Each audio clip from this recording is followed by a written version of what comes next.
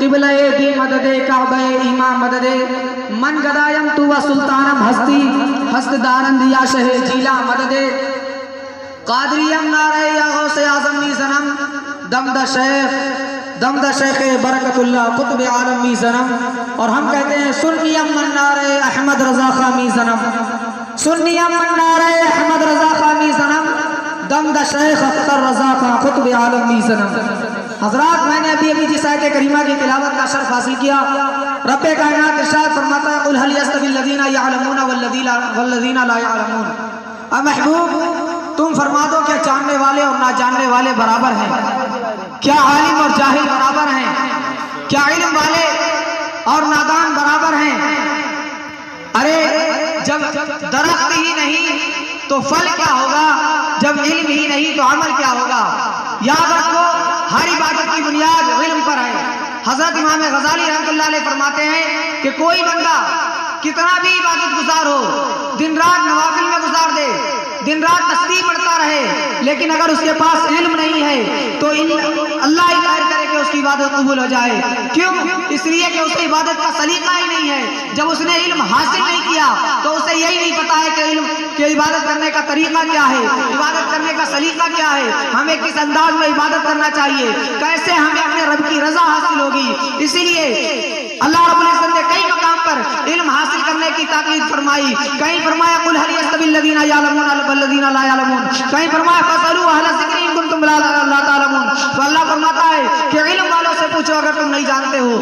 آج ہمارے معاشرے کا عالم کیا ہے کہ اگر کوئی بھی بات ذرا سی ہمارے مفاد میں نہ ہو، اگر مسجد کے امام صاحب نے کہہ دیا کہ مسجد کا یہ کام ہونا ہے، آپ کو چندہ دینا ہے، اگر اس میں ہمیں ہمارا فائدہ نظر آ رہا ہے تب تو ٹھیک ہے، اگر فائدہ نظر نہیں آ رہا ہے تو ہم ان والوں سے نہیں پوچھتے ہیں بلکہ خود ایک اپنی نئی شریعت تیار کر دیتے ہیں، اس میں ہیلے تلاش کرنا شروع کر دیتے ہیں.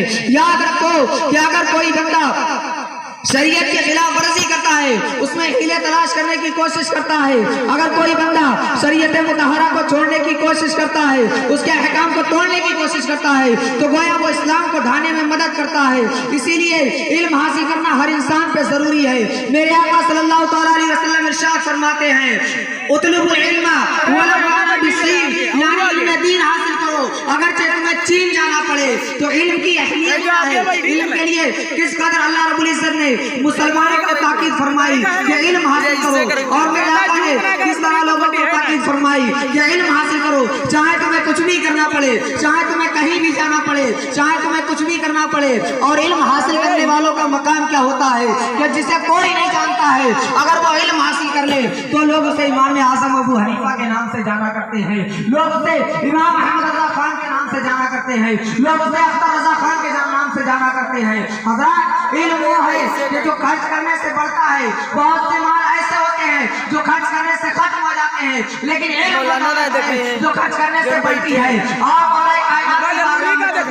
حضرت مولا علی سے پوچھتے ہیں کہ علم کی اہمیت کیا ہے، علم کی قدر کیا ہے، علم کی اور مال میں علم اور مال میں فرق کیا ہے. تو مولا کائنات ارشاد فرماتے ہیں رضینا قسمت الجبار فینا لنا علم ولی جو حال معلوم. حضرت مولا کائنات علی المرتضی ارشاد فرماتے ہیں ہم اپنے رب کی تقسیم پر راضی ہیں کہ اس نے ہمیں علم عطا کیا اور جاہلوں کو مال عطا کیا.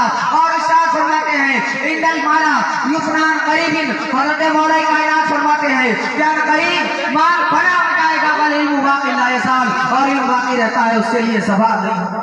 نعرہ تکبیر، نعرہ تکبیر، نعرہ رسالت، نعرہ رسالت. علماء اہل سنت، علماء اہل سنت، نعرہ تکبیر، نعرہ رسالت. کیا فرماتے ہیں حضرت کہ علم باقی رہتا ہے اس کے لیے سوال نہیں ہے. کون فرما رہا ہے جس کے بارے میں میرے آقا نے فرمایا انا مدینۃ العلم وعلی بابها، فرمایا کہ میں علم کا شہر ہوں اور علی اس کا دروازہ ہے. مولا کائنات فرماتے ہیں رضینا قسمت الجبار فینا لنا علم ولی جو حال معلوم. فرماتے ہیں ہم اپنے رب کی تقسیم پر راضی ہیں کہ اس نے ہمیں علم عطا کیا، جاہلوں کو مال عطا کیا. اور آگے فرماتے ہیں माला युफना करीब, फरमाते हैं करीब माल फना हो जाएगा, वल इल्म बाकी ला यज़ाल, और इल्म बाकी रहता है, उस पर ज़वाल नहीं आता। और आगे फरमाते हैं लैसल जमालु बिअस्बाबि तज़य्युना, आज इंसान सोचता है हमारे पास पैसा है, खूबसूरत है, हमें अल्लाह ने अच्छी शक्ल सूरत दी है तो हम ज्यादा खूबसूरत है। अच्छे कपड़े पहनने से कोई खूबसूरत नहीं हो जाता, अच्छी शक्ल सूरत बना लेने से कोई खूबसूरत नहीं हो जाता। हज़रत अली रहमतुल्लाह फरमाते हैं लैसल जमालु बिअस्बाबि तज़य्युना इन्नल जमाल जमालुल इल्मी वल अदब, फरमाते हैं कि हमारी खूबसूरती कपड़ों की खूबसूरती से नहीं है, हमारी चमक कपड़ों की खूबसूरती से नहीं है। क्या फरमाते हैं इन्नल जमाल जमालुल इल्मी वल अदब, वो क्या खूबसूरती इल्म और अदब की खूबसूरती है। बेशक सुभान अल्लाह। और हज़रत अली फरमाते हैं कि लैसल जमालु बिअस्बाबि तज़य्युना इन्नल जमाला जमालुल इल्मी वल अदब, और हज़रत अली के मुर्तज़ा आगे इरशाद फरमाते हैं कि हमारी खूबसूरती कपड़ों से नहीं है। और फरमाते हैं कि लैसल यतीमुल लज़ी क़द माता वालिदहु, कितना प्यारा जुमला दिया हज़रत अली मुर्तज़ा ने, कितना प्यारा शेर बयान किया। हज़रत अली फरमाते हैं लैसल यतीमुल लज़ी क़द माता वालिदहु, फरमाते हैं यतीम वो नहीं जिसके वालिदैन मर जाएं। आज हमारे माशरे में क्या होता है, यतीम उसी को तो कहा जाता है कि जिसके वालिदैन ना हो उसे यतीम कहते हैं। हज़रत अली यतीम किसे बता रहे हैं, फरमाते हैं लैसल यतीमुल लज़ी क़द माता वालिदहु, यतीम वो नहीं है जिसके वालिदैन मर जाएं।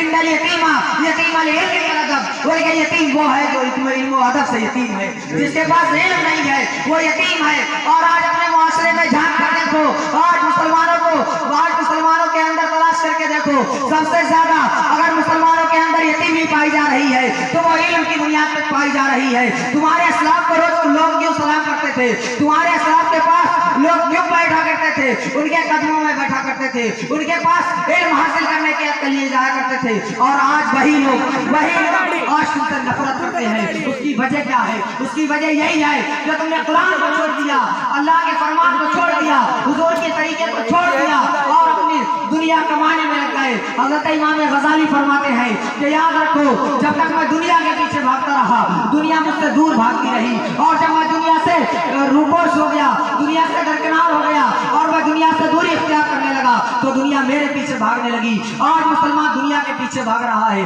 दुनिया के ऐशो आराम के पीछे भाग रहा है, इल्म से बहुत दूर है। किसी की जात लिए जा रही है, यारे मैं वो हूँ, मैं भला ये क्यों करूँ, किसी का पैसा लिए जा रहा है, इंसान को तकब्बुर खाया जा रहा है, इंसान को घमंड खाया जा रहा है। अगर कोई गरीब है तो उसे बेरोजगारी खाया जा रही है कि मैं बेरोजगार हूँ, मैं इल्म कैसे हासिल करूँ। याद रखो वो तुम्हारे जिन्होंने सबसे पहले हवाई जहाज बना के तैयार किया था। आज लोग बातें करते हैं कि मुसलमानों का कुछ नहीं है, आज लोग बातें करते हैं मुसलमान होते क्या है, मुसलमानों को आता क्या है, तो वो कहेंगे क्योंकि तुमने अपने आका की हदीस को छोड़ दिया, तुमने अपने रब के फरमान को छोड़ दिया। अल्लाह तो फरमाता है ला तहीनु वला तहज़नु व अंतुम अल-आलूना इन कुंतुम मुमिनीन, कि तुम घबराओ नहीं, तुम डरो नहीं, तुम ही बुलंदों वाला हो अगर तुम ईमान वाले हो। झांक के देखो कि हमारे अंदर ईमान पाया जा रहा है। ईमान हुजूर फरमाते ला युमिनु अहदुकुम हत्ता अकूना अहब्बा इलैहि मिन वालिदिही व वलदिही वन नासि अजमईन, तुम्हें कोई मोमिन नहीं हो सकता जब तक कि मैं उसके माँ बाप, उसके अजीज व अकारीब और तमाम लोगों से ज्यादा उसके नजदीक महबूब ना हो जाऊं। महबूब कैसे होंगे, जब कोई किसी का महबूब होता है, कोई किसी का दोस्त होता है, कोई किसी का प्यारा होता है तो उसे उसकी हर चीज प्यारी होती है, हर बात प्यारी लगती है, हर अंदाज प्यारा लगता है। तो बताओ क्या तुम अपने आका से मोहब्बत करोगे, क्या तुम उनके फरमान पे अमल नहीं करोगे, जब तुम अपने आका से मोहब्बत करोगे क्या तुम उनकी तालीमात पर अमल नहीं करोगे। वो तो फरमाते हैं आलिम दीन बन जाओ, तालिब इल्म बन जाओ, उलमा से मोहब्बत करने वाले बन जाओ, उलमा की सोहबत में बैठने वाले बन जाओ, लेकिन पांचवें मत बनना। हुजूर ने फरमाया कि आलिम दीन बन जाओ, तालिब इल्म बन जाओ, ये भी नहीं बन सकते। उलमा से मोहब्बत करने वाले बन जाओ, ये भी नहीं बन सकते। उलमा की सोहबत में बैठने वाले बन जाओ, लेकिन उलमा से हसद करने वाले मत बनना, वरना तुम्हारी नस्लों से इल्म उठा लिया जाएगा, तुम्हारी नस्लों से इल्म उठा लिया जाएगा, तुम तबाह बर्बाद हो जाओगे। आज देखो हम अपने बच्चों को इल्म दीन हासिल करने में कराने में बहुत शर्म महसूस करते हैं। कुरान का हमें बिल्कुल इल्म नहीं है। यही वजह है कि दूसरी कौमें उसका गलत मतलब निकाल के और हम पे इल्जाम लगाती है और ये कहती है कि कुरान में ये लिखा है, कुरान में ये लिखा है, और तुम हाथ बांध के उनकी हुजूरी करते हो। इसलिए کہ تمہیں تو قرآن کا علم حاصل ہی نہیں ہے, تم نے تو قرآن کا علم حاصل ہی نہیں کیا. اگر تم نے قرآن کا علم حاصل کیا ہوتا, تمہیں پتا ہوتا کہ قرآن میں کیا لکھا ہے, تو تم اس کا ڈٹ کر جواب دیتے. اس کے سامنے کہتے نہیں, تم ہمارے قرآن پہ الزام لگا رہے ہو, ہمارے دین پہ الزام لگا رہے ہو, ہمارا قرآن اس کی اجازت نہیں دیتا.